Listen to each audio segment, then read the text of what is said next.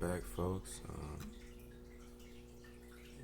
Looking to see lower prices from this, and where I'm targeting this rectangle box. Voice sounds terrible. Kind of sick right now, but this is the actual position I'm in right now. Let's see. Not a whole lot, but just enough. And I'm also taking it on the verification account.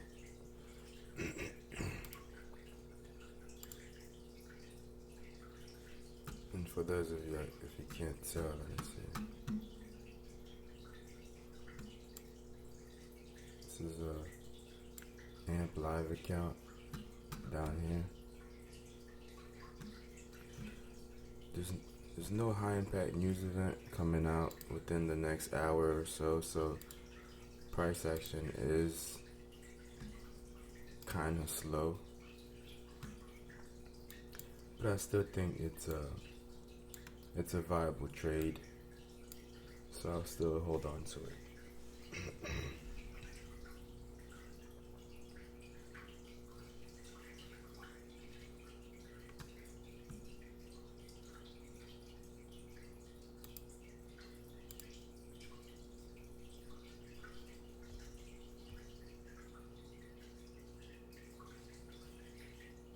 One, Think and Grow Rich.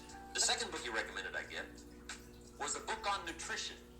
Shelf said, study nutrition. I think that first book was by Adele Davis. Eat Right to Keep Fit, I think. I've got lots of them now, but I think that was the first one. Shelf said, study nutrition. And there's all kinds of books on nutrition. Just read them all. Some are a little weird, but read them all. Like, if you're weird, do the weird stuff. I mean, whatever. But read them, then make up your own mind. Remember, don't read and become a follower. Read and become a student. Make up your mind, find a plan that works good for you, but get the books on nutrition. Here's what Mr. Shelf said to me. Vitality plays an important part in doing well. Vitality. He said some people don't do well because they don't feel well. It's not that they're not intelligent. It's that they're ill. They don't have the zing and the fire and the vitality. So I want to see this low taking. Nutrition. He said, Jim, you wouldn't believe it. He said, I got this friend of mine raises racehorses. The guy's got 9 books on how to feed a horse. Sorry about the video. Something I listen to in the morning. I'm not sure how much price wants to run. Today's price action it's tricky for me. It's outside of my normal London protraction, so I didn't even get a chance to take profits. But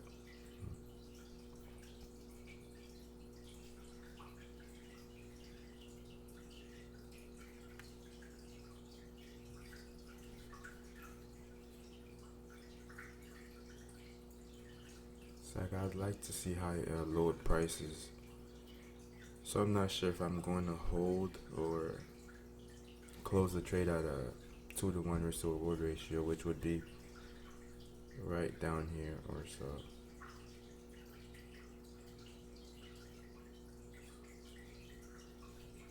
But at least now I have enough room. Say here, this would be a mental stop. I don't want to see price go any higher than this, and this is exactly where my entry is. So the trade is essentially at break even. Don't want to move the stop just yet. Don't want to jam it too early. ICT talks about that a lot. But if you look at the dollar,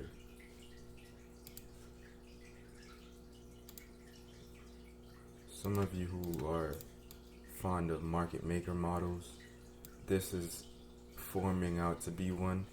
That's why I'm I'm very hesitant, because this could actually be the London low, and price could actually keep trading higher up into New York session. So I'm not sure if I should close it, but I know there's an hourly fair value gap in here, so we'll see some kind of a bullish reaction, at least on EU. So I'll give it a minute, See what price wants to do.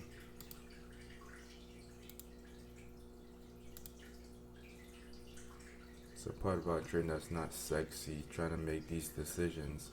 Sometimes it's not exactly clear cut.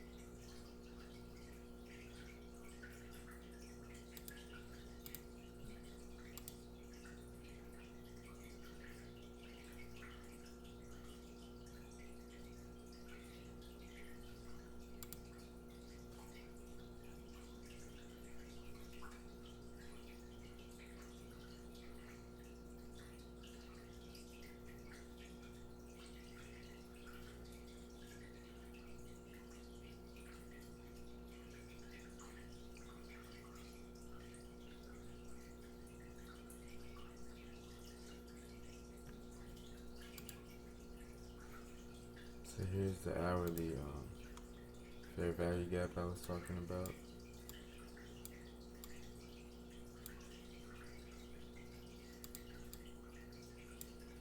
Right in here. Maybe it'd be best if I put.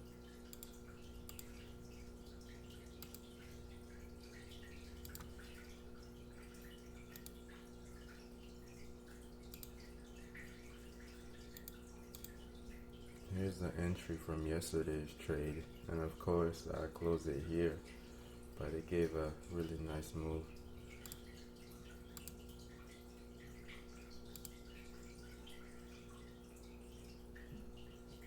So here's our target. There's so much uncertainty in a trade like this, and that's what's difficult about trading.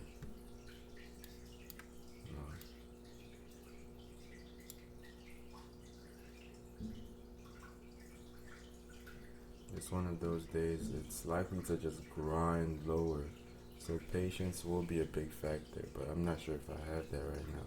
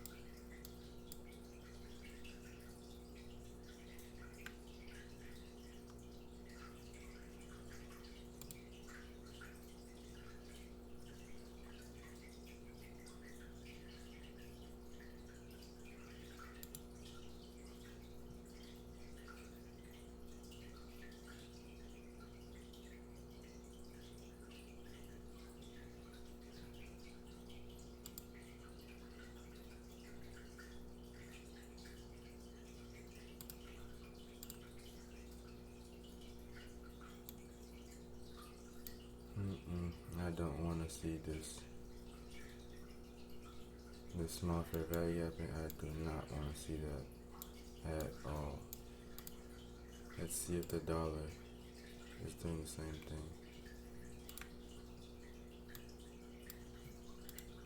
How about GU? Yeah, I'm bailing.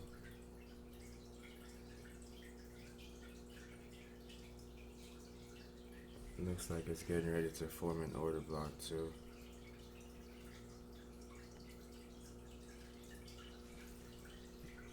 Like that big down close candle right here. This thing can really go higher if it respects it. Alright, so I got it a trade. It was right at break even, so it was $60. a loss. That's $50 of that is commission, and then the $10 is what actually was the loser.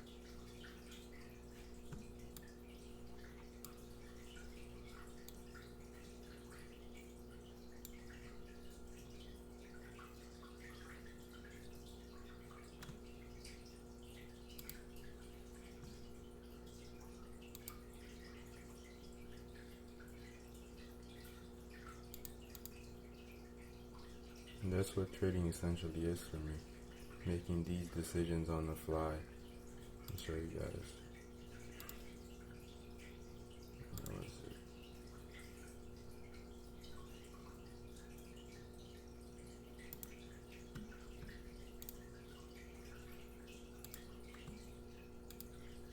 I went short in here, and I got out at 52.70, which was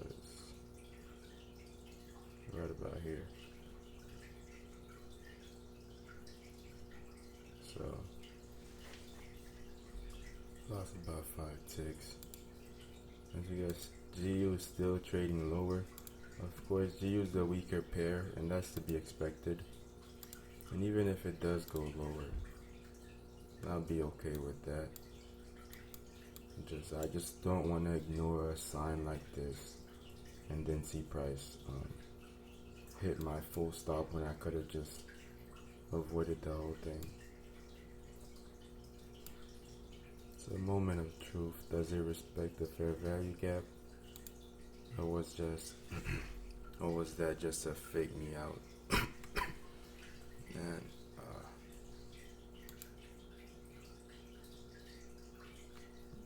take a look at the dollar quickly. Yeah, I think it's gonna go lower. That's a bummer. Let's see.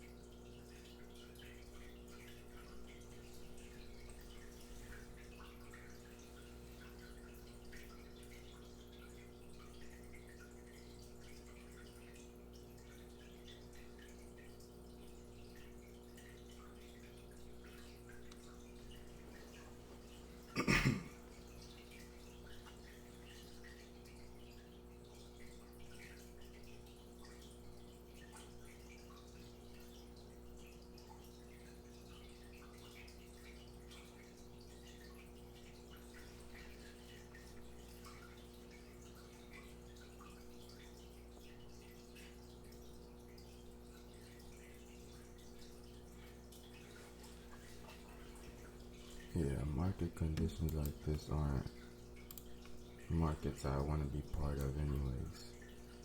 I'm not exactly a scalper. I can scalp. That trade gave me a little bit over 1-to-1 risk reward ratio.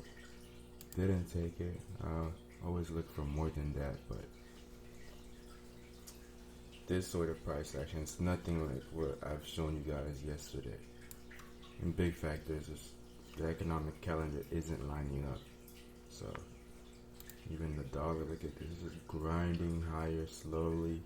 Yeah, that stuff will kill me. I can't handle that kind of price action. I want to see the markets move. And it's not doing so. At least it's not like I like it.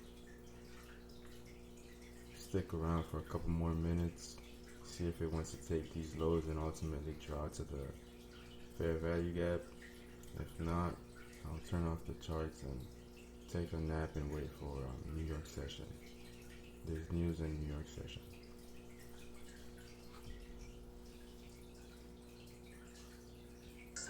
He does not have a book on how to feed himself. He said, my friend studies horse nutrition. Studies it. Vitamins, minerals, trace minerals, protein, amino acids, carbohydrates, fats, enzymes. Proper balance for his horses. Shof said, he's a fanatic. And he said, you ought to see his horses. They're magnificent, beautiful, powerful animals. They can run like the wind. And he said, you ought to see him. He's a wreck. He said, the guy feeds his horses better than he feeds himself. Do you believe that? In my later studies, I discovered some people feed their dogs better than they feed their kids. If you can believe that. Anyway, I didn't mean to give you a health lecture here tonight, okay? But hey, take care of yourself. Work on that part because it's one of the answers to doing well. There's even a Bible phrase that says, many times the spirit is willing, but the body's weak. Now see you're in trouble. And that is a problem. You wake up in the morning and the mind says, let's go get them. And the body says, I can't even get out of bed. So you got to work on both sides of this, right? Okay. But get your library started. Get the books. Put it together. Books are the trademark of civilization. It's fascinating to walk into someone's home and browse through their library because your library says something about you. So put your reading together. Very important. Here's the second way to find out how to change your life. And that's to listen. Get around successful people and listen. Now, you can also learn from unsuccessful people. Take notes on both. Negative and positive. On the negative, the notes are called What Not to Do. And you got to learn what not to do as well as what to do.